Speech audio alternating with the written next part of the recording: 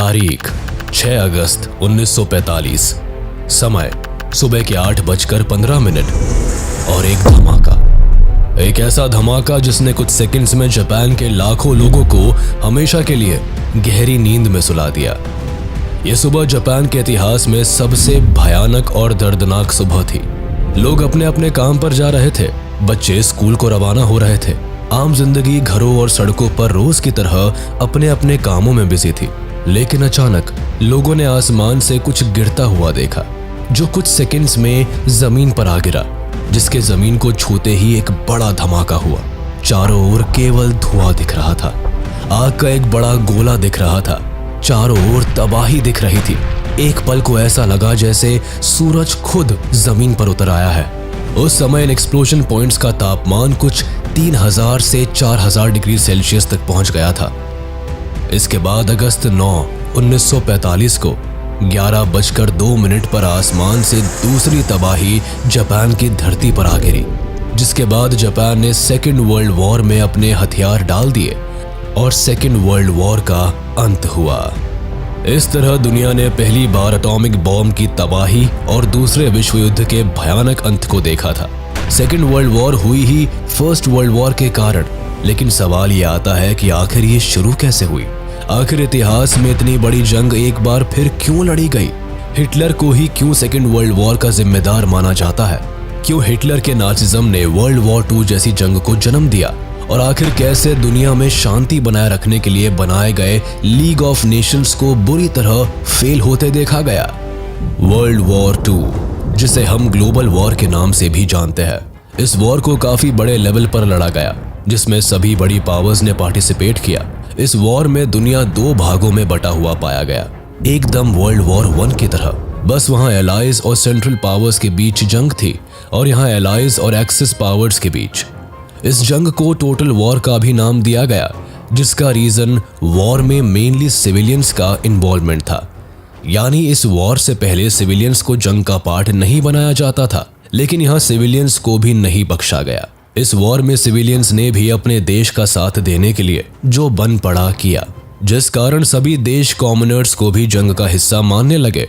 आर्मीज ने लोगों के घरों, हॉस्पिटल्स, शेल्टर्स और पब्लिक प्लेसेस पर भी बमबारी की, जिससे आर्मी की मदद करने वाले लोगों का भी खात्मा हो सके। इस वॉर में सभी देशों ने अपने हर रिसोर्स को दूसरे के खिलाफ इस्तेमाल किया था, जिससे देश की economy, industries, scientific capabilities, air force और आर्मी खास तौर पर आते हैं। इस जंग की शुरुआत तारीख को लेकर भी एक डिबेट रही है।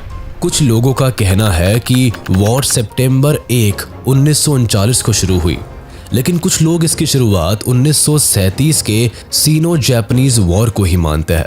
इसका अंत एटॉमिक बॉम्ब अटैक के साथ अगस्त 1945 को हुआ, जब जापान ने सरेंडर कर दिया।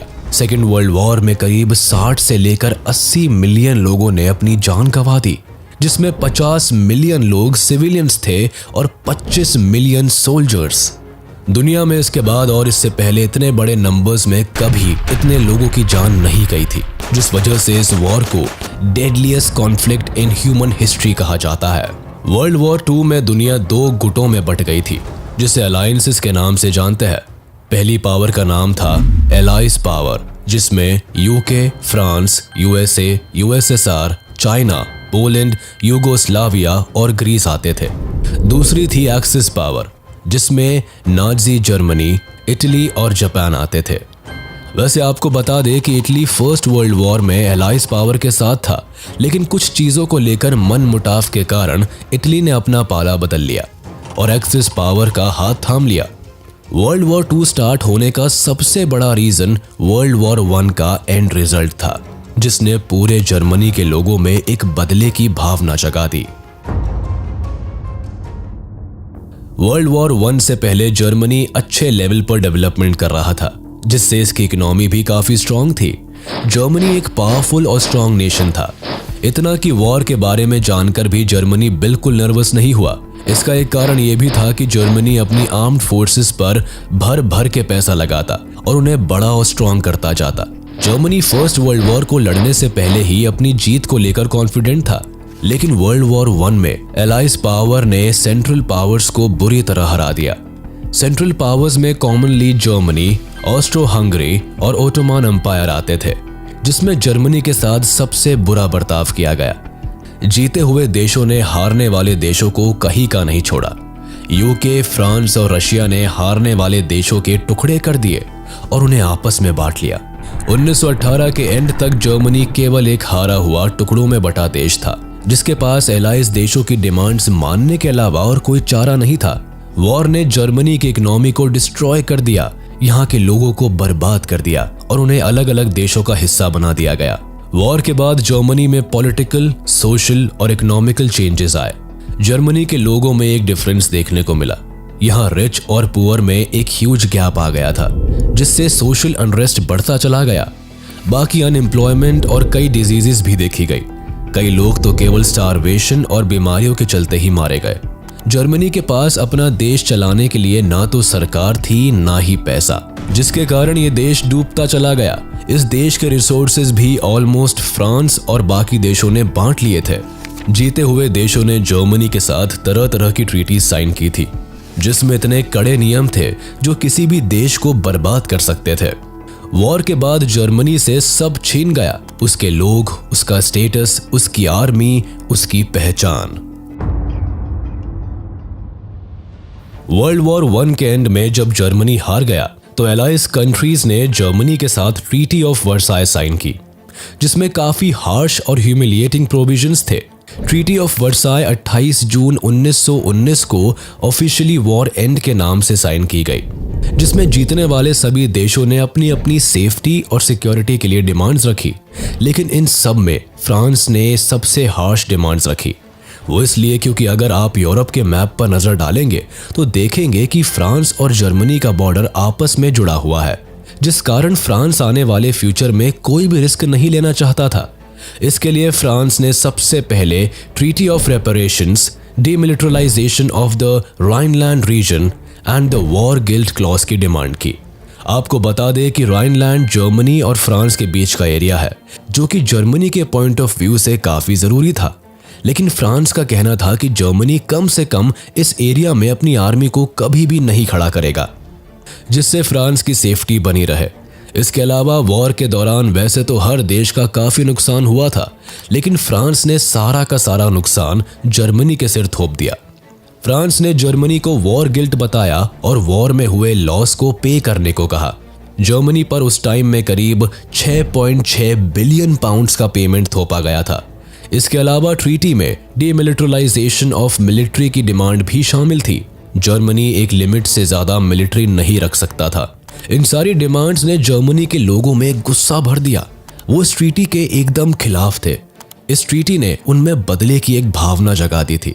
ट्रीटी ऑफ वर्साय की डिमांड्स को मानने के अलावा वाइमार रिपब्लिक के पास और कोई चारा नहीं था। वाइमार रिपब्लिक जर्मनी की न्यू गवर्नमेंट थी, जिसने इस ट्रीटी पर साइन किया था। इस कारण से लोगों में वाइमार रिपब्लिक के खिलाफ भी एक गुस्सा था। वो कहीं ना कहीं अपनी हालत का जिम्मेदार वाइमार रिपब्लिक को भी मानने लगे थे। इस पीस ट्रीटी के कारण ही जर्मनी ने अपनी overseas colonies, 1/10 of population, 13% territories, 75% iron और 26% कोल खो दिया था। वर्ल्ड वॉर 1 के बाद लीग ऑफ नेशंस को स्टैब्लिश किया गया था, ये सोचकर कि अब फिर कभी कोई विश्व युद्ध नहीं होगा। लीग ऑफ नेशंस का काम दुनिया में पीस और हार्मनी स्टैब्लिश करना था, लेकिन ऐसा कुछ नहीं हुआ। इसके सामने ही कई देशों ने अपनी मनमानी की और लीग ऑफ नेशंस का कहा नहीं माना। इसे 1919 में एक पीस ऑर्गेनाइजेशन के नाम पर बनाया गया था। इसे बनाते समय ये बात फाइनल हुई थी कि अगर कभी किसी भी देश के बीच कोई परेशानी होगी तो वो लीग ऑफ नेशंस में शांति से बात करके उसे सुलझाएगा, न कि किसी फोर्स का इस्तेमाल करेंगे। लेकिन इसे एक फेलियर के रूप में देखा गया। कई देशों ने इसे ज्वाइन ही नहीं किया और जिन्होंने किया वो बाद में इसे छोड़कर चले गए, जिसमें जर्मनी और यूएसएसआर आते हैं। बाकी लीग के पास खुद की कोई आर्मी भी नहीं थी जिसके थ्रू ये किसी भी मिलिट्री अग्रेशन को रोक पाए। ऐसे में लीग ऑफ नेशंस का फेल होना भी आखिरी में वर्ल्ड वॉर 2 का एक बड़ा रीजन बना। वॉर के बाद जर्मनी पहले ही काफी परेशानियों और इकोनॉमिक क्राइसिस से जूझ रहा था। बाकी बची कुची कसर ट्रीटी ऑफ वर्साय और वॉर गिल्ट पेमेंट ने पूरी कर दी थी। ट्रीटी के हार्श सैंक्शंस ने वहां के लोगों को काफी बुरी हालत में पहुंचा दिया। अपने देश के लोगों की हालत देख के वहां की गवर्नमेंट ने दबाकर पैसा छपवाया, जिसने जर्मनी की हालत और खराब कर दी और महंगाई खुद पर खुद बढ़ती चली गई। खैर, एक समय तो ऐसा आया कि जर्मनी में हर इंसान के पास भर भर के पैसा था। लोग कार लोड्स और पैसे से भर भर के केवल एक ब्रेड का पैकेट खरीदने जाया करते थे। बच्चे पैसों के बंडल से खेला करते थे। जर्मनी के पैसे की वैल्यू बुरी तरह से गिरती चली गई। जर्मनी की इतनी खराब हालत देखकर अमेरिका ने जर्मनी की मदद के लिए हाथ आगे बढ़ाया और डॉस प्लान को लॉन्च किया, जिसने जर्मनी की हालत सुधारने में मदद की। 1924 से लेकर 1928 तक जर्मनी में एक स्टेबिलिटी देखने को मिली, लेकिन ये स्टेबिलिटी भी कुछ वक्त की थी। 1929 में अमेरिका का वॉल स्ट्रीट एक्सचेंज क्रैश हो गया। इस इंसिडेंट ने दुनिया में मंदी का दौर ला दिया था। इवन अमेरिका की भी अगले 3 साल तक इनकम सीधे हाफ पर पहुंच गई थी। फैक्ट्रीज बंद होने लगी थी, एक्सपोर्ट्स गिरते चले गए, फार्मर्स की हालत खराब हो गई और मार्केट में पैसा खत्म हो गया। इसके बाद अमेरिका ने जर्मनी को सपोर्ट देना भी बंद कर दिया, जिससे जर्मनी को एक साथ 2 झटके लगे। एक, यूएसए के फाइनेंशियल एड बंद होने से, दूसरा दुनिया भर में इकोनॉमिक क्राइसिस आने से। जर्मनी की हालत और बिगड़ती चली गई। 1932 तक जर्मनी का इंडस्ट्रियल प्रोडक्शन 40% तक कम हो गया, जिससे अनएम्प्लॉयमेंट छाने लगा। अनएम्प्लॉयमेंट इस कदर अपने चरम पर था कि करीब 6 मिलियन लोग उस समय जर्मनी में अनएम्प्लॉयड घूम रहे थे। लोगों ने सड़क पर नारे लगाने शुरू कर दिए। लोग बड़े बड़े बैनर लेकर willing to do any work लिखकर काम मांगने लगे। लोगों का सरकार से विश्वास भी डगमगाने लगा था। लोग सरकार के खिलाफ नारे लगाने लगे, लेकिन वाइमार रिपब्लिक के पास भी कोई सॉल्यूशन नहीं था, जिसके बाद फाइनली हिटलर इन सभी सिचुएशंस का फायदा उठाता है। वर्ल्ड वॉर 2 का जिम्मेदार हिटलर था, यह बात तो हम सभी जानते हैं, लेकिन कैसे? इस बात को समझने के लिए आपको पहले यह समझना होगा कि आखिर एक सीधे साधे परिवार से आने वाला लड़का जो केवल प्रीस्ट और आर्टिस्ट बनना चाहता था, इतना बड़ा क्रूर तानाशाह कैसे बन गया? आखिर कैसे हिटलर ने करोड़ों लोगों को बिना सोचे मौत के घाट उतार दिया? ग्रेट डिप्रेशन के बाद जर्मनी की हालत नाजुक थी। हिटलर ने इस मौके का फायदा उठाया और अपनी पार्टी का प्रचार करने लगा। वो बड़ी बड़ी रैलीज करता, लोगों को इकट्ठा करता, नारेबाजी करता और सबसे जरूरी चीज स्पीचेस देता। हिटलर की आवाज में जादू था। वो अपने भाषण से किसी को भी मैनिपुलेट करने की क्षमता रखता था। उसने अपना नाजी प्रोपेगेंडा चलाया और ज्यादा से ज्यादा जर्मनी को अपनी बातों में फंसा लिया। हिटलर ने लोगों से वादा किया कि वो जर्मनी की किस्मत को बदल देगा। वो ट्रीटी ऑफ वर्साय को कभी नहीं मानेगा और जर्मनी का बदला बाकी के सभी देशों से लेगा। जर्मनी की जनता हिटलर की बातों से प्रभावित हुई, जिसके बाद जर्मनी में चुनाव हुए और हिटलर की नाजी पार्टी उसमें जीत गई। कुछ समय बाद हिटलर की लोगों में पॉपुलैरिटी देखकर 30 जनवरी 1933 को प्रेसिडेंट हाइडेनबर्ग ने हिटलर को जर्मनी का चांसलर बना दिया, जिसके बाद हिटलर जर्मनी में एक एनेबलिंग एक्ट लेकर आया, जिसके पास होने के बाद जर्मनी एक डिक्टेटर कंट्री बन गया। इस एक्ट ने हिटलर को जर्मनी की सारी पावर सौंप दी। हिटलर के हाथ में सत्ता के आते ही इसने जर्मनी का पूरा रूप ही बदल के रख दिया। इसने सबसे पहले 1933 में जर्मनी को लीग ऑफ नेशन से बाहर किया। फिर 1938 में राइनलैंड नाम की जगह को वापस अपने कब्जे में किया, जो ट्रीटी ऑफ वर्साय के अकॉर्डिंग जर्मनी से छीन ली गई थी। साथ ही ऑस्ट्रिया और जर्मनी को दोबारा एक किया गया। इसके बाद हिटलर ने वेस्टर्न जर्मनी की ओर अपना रुख मोड़ा और चेकोस्लोवाकिया पर कब्जा कर लिया। कुल मिलाकर कुछ सालों में हिटलर ने जर्मनी की किस्मत चमका दी थी। हिटलर ने अपने देश की इकोनॉमिक कंडीशन को ठीक करने के लिए वॉर का डिसीजन लिया।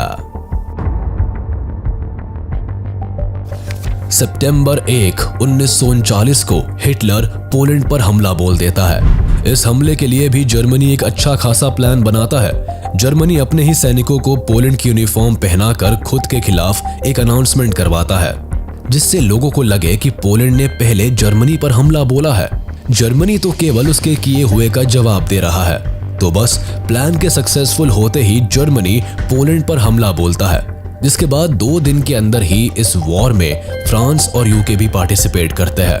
वो इसलिए क्योंकि इन दोनों देशों ने पोलैंड के साथ एक अलायंस बनाई हुई थी, जिसके अकॉर्डिंग अगर कोई भी देश इन तीनों में से किसी के ऊपर भी हमला बोलता है तो बाकी के दोनों देश उस देश की तरफ से लड़ेंगे।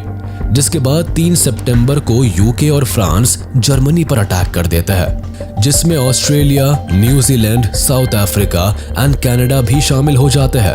वॉर की शुरुआत में जर्मनी के साइड से जापान और इटली होते हैं, जो हर हाल में जर्मनी का साथ देने को तैयार रहते हैं। ये दोनों देश जर्मनी की ओर से वॉर एंड तक लड़ते हैं। आपको बता दे कि आखिर वर्ल्ड वॉर 1 में जो इटली, यूके और फ्रांस की ओर से लड़ता है, वो इस बार अपनी साइड चेंज क्यों कर लेता है? दरअसल वर्ल्ड वॉर 1 के एंड में इटली को एलाइज पावर के द्वारा इग्नोर कर दिया जाता है। वो इटली की डिमांड्स पर भी ध्यान नहीं देते और तो और वॉर एंड में बाकी सभी देशों को भर भर के फायदा होता है, लेकिन इटली के हिस्से कुछ नहीं आता। इवन इसकी तो वॉर के कारण इकोनॉमिक कंडीशन और खराब हो जाती है। इटली इन सारी बातों से एलाइड पावर से नाराज होता है, जिस कारण से इस बार वो जर्मनी का साथ देता है। वॉर की शुरुआत में हिटलर समझदारी दिखाता है और सोवियत यूनियन के साथ हाथ मिला लेता है। वो चाहता था कि जर्मनी एंड सोवियत यूनियन एक साथ पोलैंड पर हमला करे, जिससे उसे तुरंत सरेंडर करना पड़े, जिसके बाद जर्मनी और सोवियत यूनियन उसे आपस में बांट ले। और हुआ भी कुछ ऐसा ही। दोनों देशों ने उस पर एक साथ हमला किया और जीतने के बाद उसे आपस में आधा आधा बांट लिया। ये सब देखकर फ्रांस और यूके भड़के हुए होते हैं। इस बात को समझते हुए हिटलर इन दोनों देशों को पीस का एक प्रस्ताव भी भेजता है, लेकिन ये दोनों देश उस प्रस्ताव को रिजेक्ट कर देते हैं, जिससे जंग जारी रहती है। अब एक तरफ जहां हिटलर पहले राइनलैंड, फिर ऑस्ट्रिया हंगरी, फिर चेकोस्लोवाकिया, फिर पोलैंड सभी देशों पर कब्जा करता जा रहा था, वही सोवियत यूनियन को भी ये सब नजर आ रहा था और वो भी अपनी टेरिटरी बढ़ाने के लिए जगह जगह इन्वेजन करने लगा।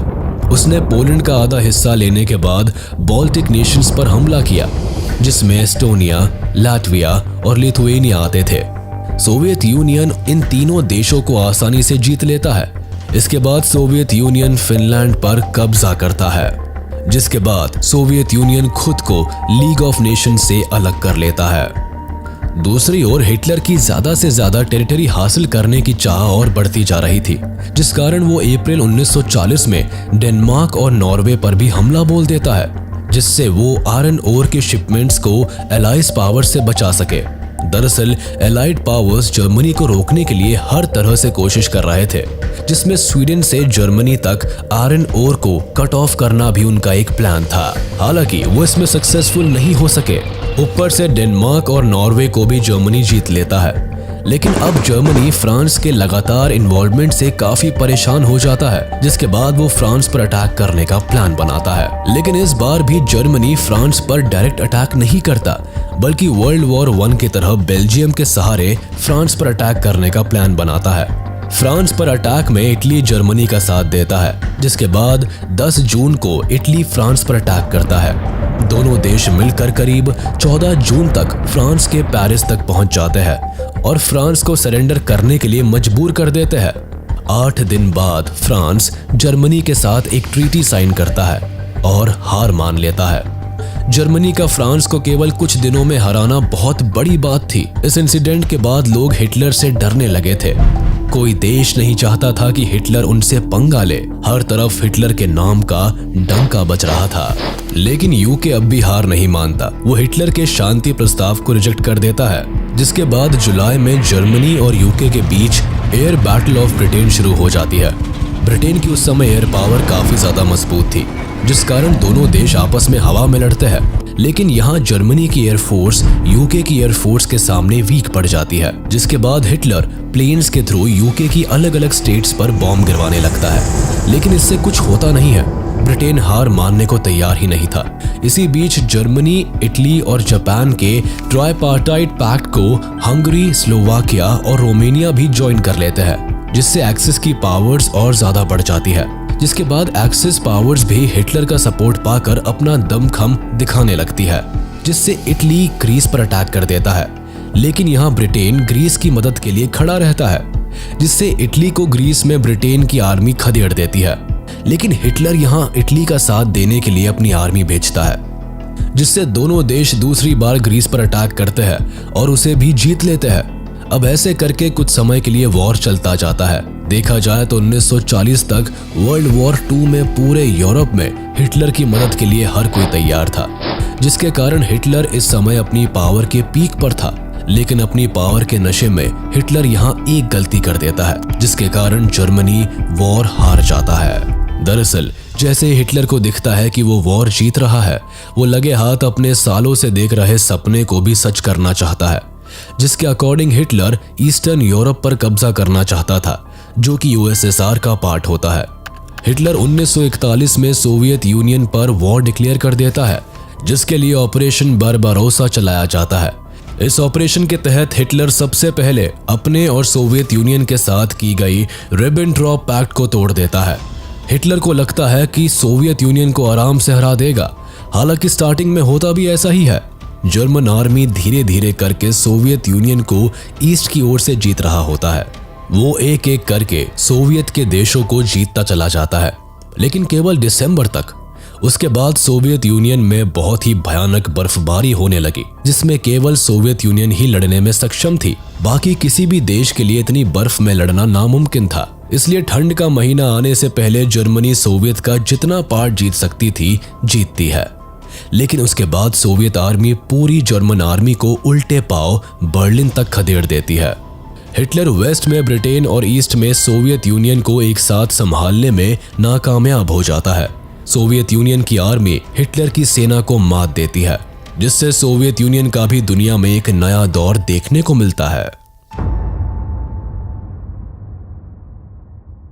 वैसे अमेरिका अब तक वॉर से बाहर रहता है, लेकिन जापान पैसिफिक ओशन में अमेरिका के पर्ल हार्बर नाम के आइलैंड पर बॉम्बिंग कर देता है, जिसके बाद अमेरिका वॉर का पार्ट बन जाता है। ये वॉर लंबी चलती है। हिटलर को दिख रहा होता है कि अब उसका वॉर पर से कंट्रोल छूट रहा है, लेकिन वो वॉर होने तक बर्लिन में ही रहने का फैसला लेता है।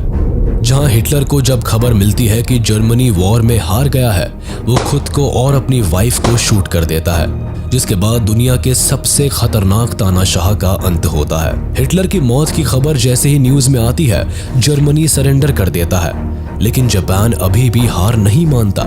वो अभी भी अपनी ओर से इस वॉर को जीतने की कोशिश करता है, लेकिन इस कोशिश के जवाब में अमेरिका जापान पर न्यूक्लियर बॉम्ब दाग देती है। अमेरिका जापान की 2 जगह हिरोशिमा और नागासाकी पर एक एक करके न्यूक्लियर अटैक करता है, जिसके बाद जापान पूरी तरह से बर्बाद हो जाता है। जापान पर इस न्यूक्लियर बॉम्ब का काफी खराब असर पड़ता है, जिससे उभरने में उसे सालों लग जाते हैं। हालांकि उस न्यूक्लियर अटैक के बाद वर्ल्ड वॉर 2 भी खत्म हो जाता है। 2 सितंबर 1945 को जापान सरेंडर कर देता है। वर्ल्ड वॉर 2 से यूरोप पर काफी फर्क पड़ता है। केवल यूरोप पर ही नहीं, पूरी दुनिया ही बुरी हालत में होती है। दुनिया ने पहली बार इतनी बड़ी वॉर देखी थी। हालांकि वर्ल्ड वॉर 1 भी इससे पहले हुई थी, लेकिन न्यूक्लियर बॉम्ब ने इस वॉर को एक भयानक रूप दे दिया था। पूरी दुनिया ने पहली बार किसी न्यूक्लियर वेपन का इतना खतरनाक इस्तेमाल देखा। वो बात अलग है कि इसके बाद हर देश अपने यहाँ न्यूक्लियर वेपन्स बनाने की कोशिश करने लगे। वॉर के एंड में मिलियंस ऑफ लोग मारे गए, मिलियंस ऑफ लोग होमलेस हो गए। यूरोपियन इकोनॉमी पूरी तरह से कोलैप्स कर गई, जिसके साथ यूरोपियन इंडस्ट्रियल इंफ्रास्ट्रक्चर भी बर्बाद हो गया। इवन वॉर को जीतने वाले देश भी बुरी कंडीशन में थे। अमेरिका ने अपने लाखों सोल्जर्स खो दिए। सोवियत यूनियन भी पैसों की तंगी से जूझ रहा था। आगे चलकर इन दोनों देशों में एक कोल्ड वॉर का दौर भी देखने को मिला, जो सालों साल चला और सोवियत यूनियन के टूटने के बाद शांत हुआ। इस वॉर के बाद कॉलोनियलिज्म और इंपीरियलिज्म भी खत्म हो गया। जर्मनी और इटली में डिक्टेटरशिप भी खत्म हो गई।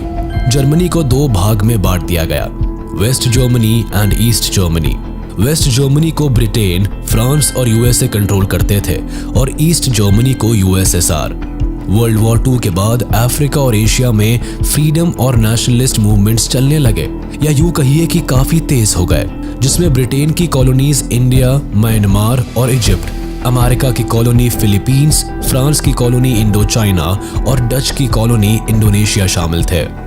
इसके अलावा इकोनॉमिक क्राइसिस तो एक बड़ी प्रॉब्लम थी ही।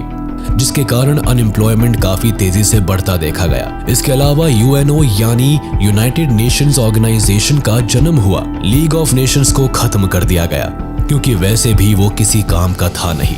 हालांकि यूएन से जो उम्मीदें थी वो उस पर खरा उतरा। यूएन ने दुनिया में पीस लाने की पूरी कोशिश की।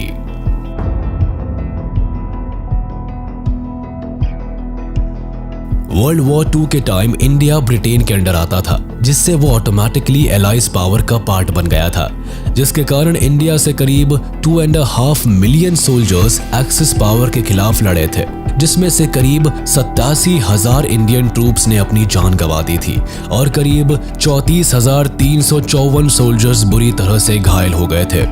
इसके अलावा करीब 67,340 इंडियन सोल्जर्स को प्रिजनर्स ऑफ वॉर बना लिया गया था।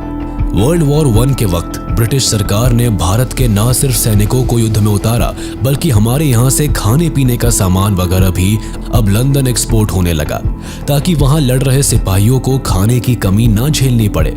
और तो और इन दिनों बंगाल के मजदूरों को अब वेजेस के तौर पर अनाज के बदले पैसे दिए जाने लगे और सारा अनाज बाहर भेजा जाने लगा।